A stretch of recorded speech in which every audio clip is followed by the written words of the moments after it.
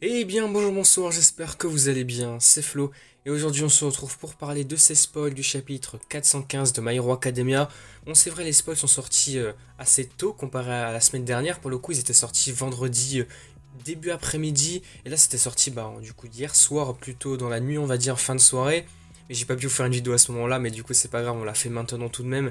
Du coup, en la vidéo de comment je vous le rappelle, si vous voulez me soutenir sur les prochaines vidéos, n'oubliez pas de vous abonner à la chaîne et c'est parti pour un chapitre qui est encore incroyable, même plus incroyable que le dernier je pense, puisqu'à la fin de celui-ci on aura quelque chose du coup d'incroyable, de vraiment surprenant qui pourrait nous laisser penser qu'il se passerait des choses encore plus intéressantes, mais j'espère pas non plus, ce serait trop fou qu'Orikoshi fasse ça. Et du coup c'est parti avant de se laisser avec ce suspense de fou. Alors ce chapitre 415 il s'intitule Rejet, faisant référence à Shigaraki, on le verra plus tard. Ce chapitre va démarrer là où on s'était laissé au chapitre précédent, c'est-à-dire au combat de Shigaraki et de Deku, tout en ayant des sortes de vestiges de souvenirs qui refont surface. On avait eu de la dernière fois donc des souvenirs de Toga, de Dabi, de Spinner, de Shoto au niveau du festival sportif de Yue. Cette fois-ci on va avoir un flashback, entre guillemets un flashback bien sûr, puisqu'on revoit la scène avec Tsuyu et Mineta donc au moment du SCA, au moment exact où ils se retrouvaient sur le bateau entouré de différents vilains.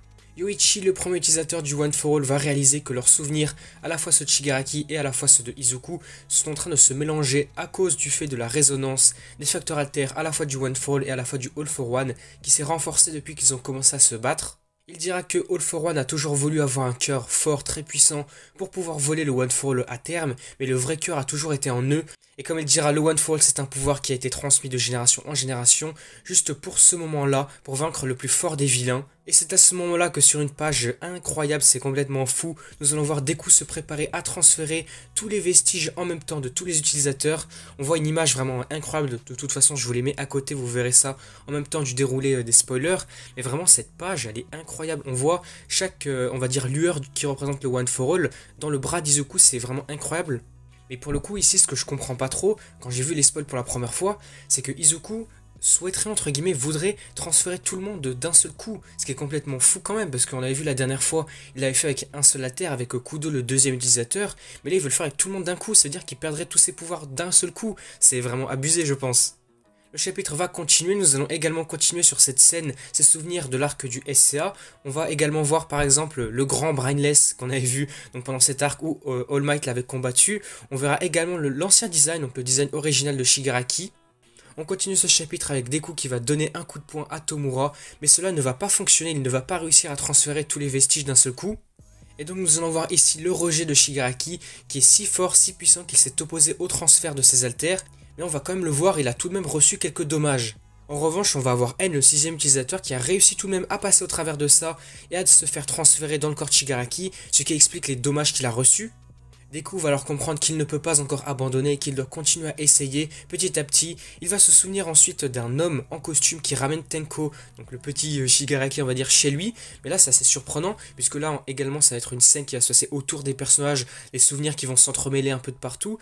Mais du coup on voit bien un perso, un homme avec un costume noir qui ramène Tenko Shimura chez lui, mais ce qui veut bel et bien dire, c'est la confirmation réelle, on va dire, que c'est bien All for One qui avait ramené Tenko chez lui, et peut-être que c'est de fil en aiguille de là que son alter de désintégration est apparu, c'est peut-être lui qui lui avait transféré à ce moment-là. On va continuer sur la page suivante, on va voir Shigaraki se retransformer dans sa forme de défense, on va dire, sa forme avec ses doigts de partout là. On va voir les doigts géants de Shigaraki qui deviennent de plus en plus gros et grotesques. On dirait vraiment qu'il prend une forme finale de vilain, c'est vraiment n'importe quoi. Et par la suite, le chapitre va changer d'ambiance, on va dire, on va passer dans une ambiance un petit peu plus calme, plus tranquille, qui va un petit peu s'éloigner du combat, puisqu'on va voir l'un des robots de Hatsume, celui qui ressemble à une petite boule avec des ailes, donc c'est celui à l'époque où Deku s'entraînait à l'Air Force avec All Might, qui va enregistrer la bataille. Le chapitre va alors continuer sur Yue, cette fois-ci à la plateforme. Nous allons voir que la plateforme est en train d'atterrir. On voit Cementos, Gentle et d'autres héros qui font tout ce qu'ils peuvent, tout ce qu'ils sont capables pour que l'atterrissage se fasse en toute sécurité sans que personne ne soit blessé. On va également revoir Hatsume qui va dire que Deku est toujours son client, la personne qui vient la voir pour des nouveaux accessoires, son nouveau costume, etc. Et elle va leur dire qu'elle doit donc le surveiller pour mieux répondre à ses demandes, ses attentes à l'avenir. Nous revoyons également le personnage de Labrava qui va dire que Deku est le garçon qui a fait en sorte d'arrêter l'homme qu'elle aime, donc Gentle, le transformant alors en une meilleure personne.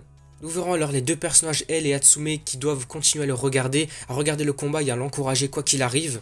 Nous allons revoir également un personnage un petit peu secondaire, vraiment secondaire même, c'est l'étudiant en commerce qui regarde le combat sur son téléphone, celui qui filmait vraiment la bataille à Yue qui se passait il y a de cela beaucoup de chapitres, et on va voir qu'il n'arrive pas à en croire ce qu'il voit. Puisque c'est vrai que là, c'est le combat final, ça doit être très très impressionnant pour les civils et tous les autres. On continue, le chapitre va une nouvelle fois changer de scène, le chapitre va se terminer sur l'un des abris où plusieurs civils sont choqués par les doigts géants de Shigaraki, ils sont choqués de voir cette forme monstrueuse de Shigaraki, et le chapitre va se terminer avec Eri, et ouais, le retour de Eri, qui est en train de courir, et Ectoplasme, donc un des professeurs, va essayer de l'arrêter, et nous apprenons qu'il y aura une pause pour la semaine prochaine. Ça c'est vraiment dommage, Horikoshi il aime trop nous faire ça, nous faire le retour de Eri, le personnage de Eri qui est potentiellement de retour, et nous mettre une pause, non c'est vraiment fou. Il a trop envie qu'on fasse des théories, qu'on ait un suspense de malade, non c'est vraiment fou, parce que là, nous faire revoir le personnage de Eri, pourquoi il le fait en fait ? Est-ce que potentiellement Eri pourrait avoir un nouveau rôle à jouer sur cette fin d'arc, sur ce combat final? Est-ce qu'elle pourrait venir aider Deku pour le rembobiner comme il s'était passé avec le combat contre Overhaul? Mais je pense que ça serait beaucoup trop fou. Ça serait une facilité scénaristique en vrai, parce que là, Eri c'est beaucoup trop fort. Tu peux ramener n'importe qui à un stade antérieur, rembobiner ses blessures, rembobiner ses pouvoirs même, comme on l'avait vu avec Mirio. Non, c'est beaucoup trop fort, c'est trop cheaté là. Ou peut-être qu'ici c'est simplement pour nous remontrer le personnage de Eri, voir qu'elle est là pour soutenir Izuku, elle aussi elle l'encourage. Et c'est vrai qu'ici on peut quand même se poser pas mal de questions. Du coup voilà, on va s'arrêter là pour cette vidéo. Si cette vidéo vous a plu, n'hésitez pas à liker, à commenter, à partager comme d'habitude. Et n'hésitez pas à me faire part de vos idées, de vos théories. Qu'est-ce que vous pensez qui pourrait se passer avec Eri dans les commentaires? Est-ce qu'elle aurait un nouveau rôle à jouer? Est-ce qu'elle pourrait aider Izuku ou faire quelque chose d'autre? Voilà, n'hésitez pas à me faire part de tout ça dans les commentaires. Et puis du coup, surtout n'oubliez pas également de vous abonner à la chaîne pour me soutenir sur les prochaines vidéos. Et puis du coup, moi je vous dis à la prochaine.